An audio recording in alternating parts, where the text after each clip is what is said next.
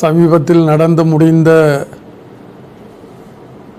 தேசிய வீரர்கள் தின விழாவில் ஜனாதிபதி அனுரா அவர்கள்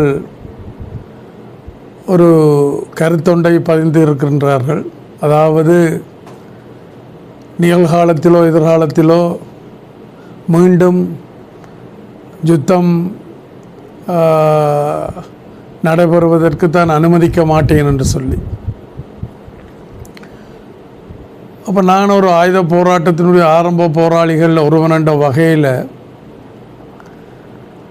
எங்களுக்கு முதல் அனுர ஜனாதிபதி சார்ந்த அந்த இயக்கம் ஆயுத போராட்டத்தில் ஈடுபட்டிருந்தது. அதுக்கு பிறகு நாங்கள் எங்களோட போராட்டத்தை முன்னெடுத்தினாங்கள்.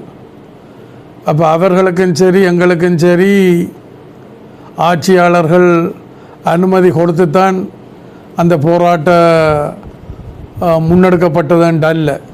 அந்த சூழல் அது நிர்பந்திக்கப்பட்டதால் தான் அந்த ஆயுத போராட்டம் அவர்களுடைய பக்கமாக இருக்கலாம் எங்களுடைய பக்கமாக இருக்கலாம் முன்னெடுக்கப்பட்டது.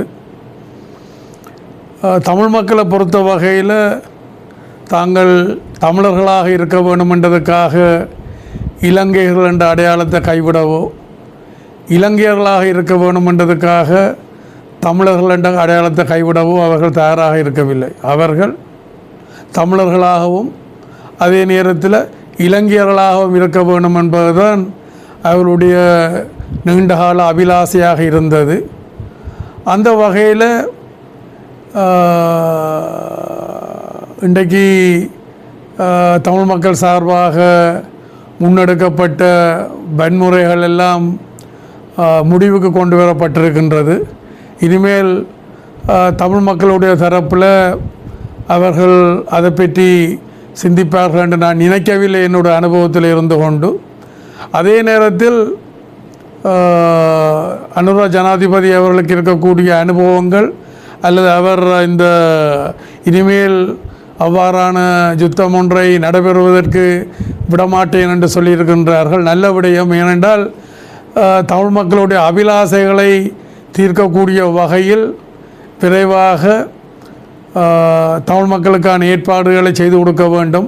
அந்த வகையில் நாங்கள் நீண்ட காலமாக முன்சொல்லி வருகின்ற இந்த 13வது திருத்தச் சட்டம், இலங்கை இந்திய ஒப்பந்தத்தில் ஏற்படுத்தப்பட்ட இந்த 13வது திருத்தச் சட்டத்தை முழுமையாக நடைமுறைப்படுத்துவதில் ஆரம்பிக்க வேண்டும்.